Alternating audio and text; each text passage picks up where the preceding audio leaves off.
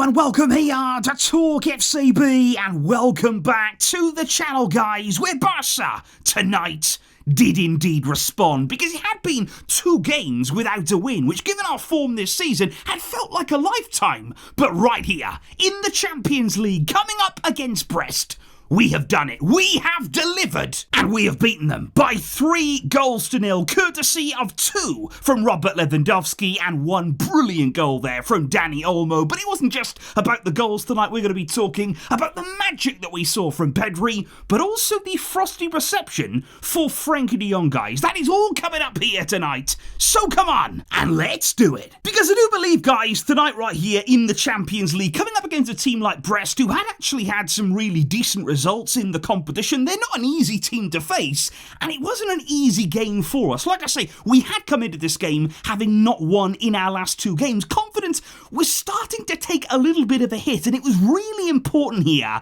that we started this game well, and that Hansi Flick lined up with a really good, strong team that could take the game to Brest immediately and make sure that we got ourselves underway. And if you're looking at the lineup, first of all here, the back line was very, very important there, but we also saw again Gerard Martin. We're going to talk about him in just a moment there. Balde was still not ready to start this game, and Martin still being preferred there to Hector Fort. But I think the most important thing here in this lineup, it came in midfield. For me, Pedri and Casado, as that double pivot, it gives the entire team security. You know, everybody plays better, everything functions better when you've got those 2 there at the heartbeat of your team. They can control things. They can make sure here that you're playing the game on your terms, and they can dictate the tempo. The 2 of them together, they complement each other absolutely perfectly. And of course, what we saw then was Olmo in his favoured number 10 position. That was vital for us as well. He played very, very well. Rafinha was from the right-hand side, with Fermin this time deployed over towards the left. But again, that front line there, very, very fluid. All of them had chances tonight, and honestly, all of them could have gotten themselves on the score sheet. But I would just like to start by saying on Gerard Martin here, guys, obviously before the game we were quite critical of him. I would just say here, to be perfectly honest and be very, very fair,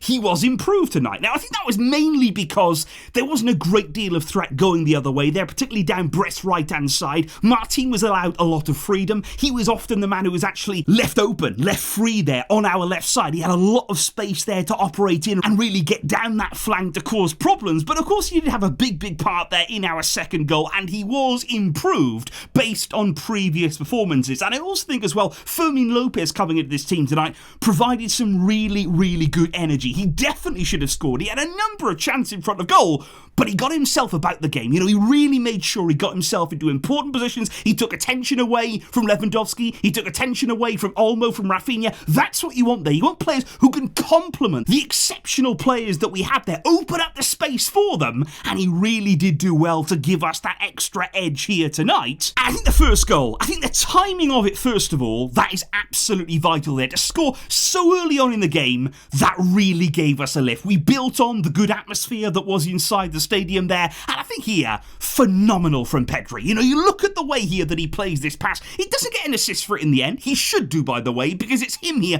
that creates this whole penalty situation. He just lifts the ball over the back line, perfectly weighted into Lewandowski, hangs it up there.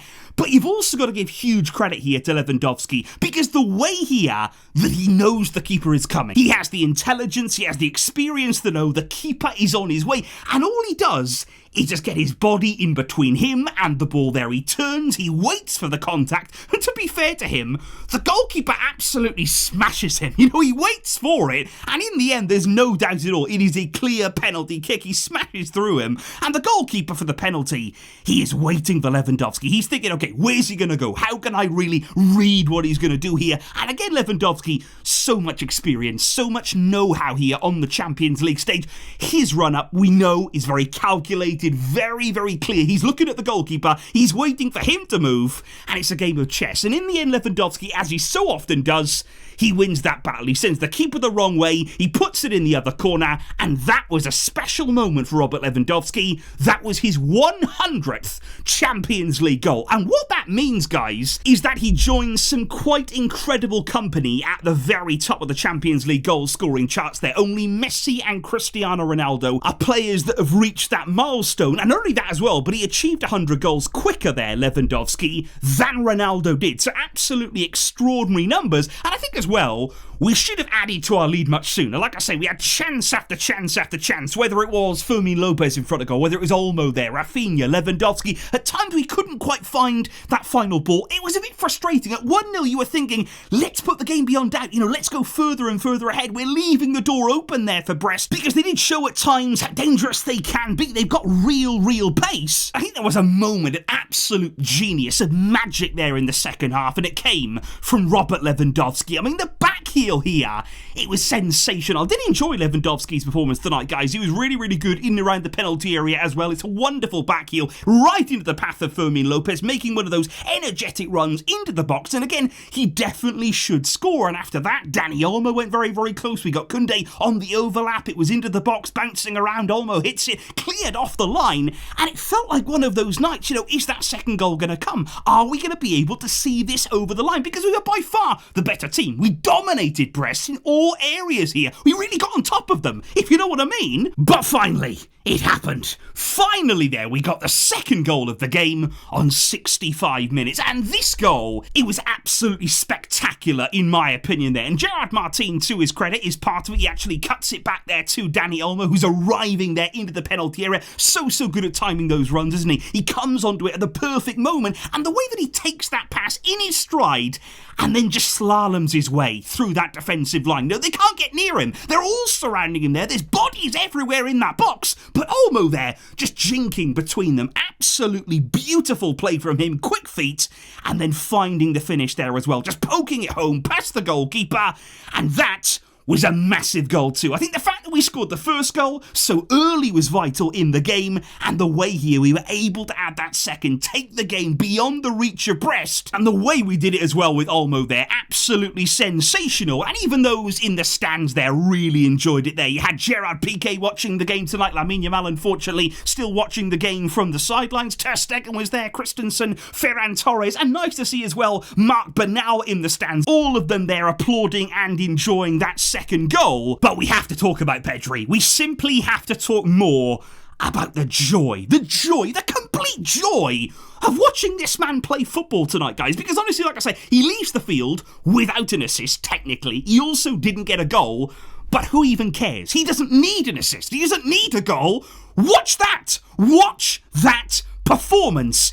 And just tell me you don't smile. When you see him taking on the ball there with players around him, knowing that he's got the ability to just maneuver his way out of tight, dangerous situations, and the way that he can just make things happen. With one pass there, with one flick of his boots, he can really open teams up there, and you can see the whole picture with him. It is absolute poetry, and that is why, when he was subbed off there with 87 minutes gone in this game, I'm really glad, by the way, that Flick did take him off with a few minutes to go, because he deserves to hear that kind of ovation from the fans there, to understand just how good he is, how good this young man is. And by the way, he is still young. He only just recently turned 22 years old. This is a player who is special, who is able to do things from that midfield area that few players in the world can do, and we have to appreciate here these kinds of performances that we've been seeing all season long, by the way, from the base of midfield and moving further forward as well. So huge credit here, huge ovation for Pedri out there tonight. However, the man who came on in his place there in midfield, Frenkie de Jong, only got a few minutes in this game. Again, he wasn't out there in the starting lineup. And well, the Barca fans, they were not too happy inside of the stadium. Of course, it's not a massive number of whistles, of boos when he comes onto the field. It's not like the whole stadium is against him.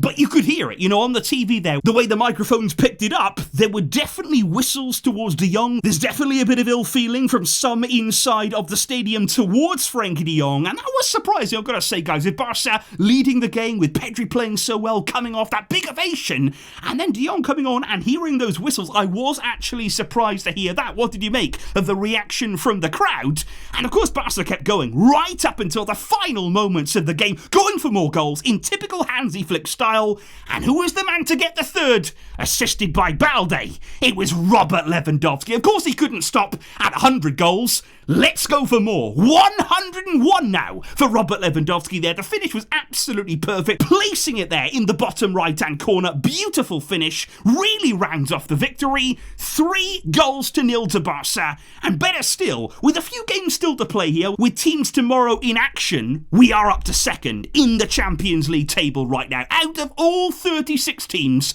we are currently second. That is where we want to be. Well, actually, we want to be one higher. But still, it's a good night. It's an important result. It's a big, big win for us. And it's an even more vital response. But please do let me know, guys, in the comments down below. What did you make of the way that Barca really did tonight take a hold of Brest? That's up to you to let me know down below. I will see all of you soon, of course, with lots more to come on the channel and hopefully more great games and more celebrations for us, guys. Thank you indeed, as always, for your fantastic support. I will catch you soon. But until next time, as always, Vejska, El Barça.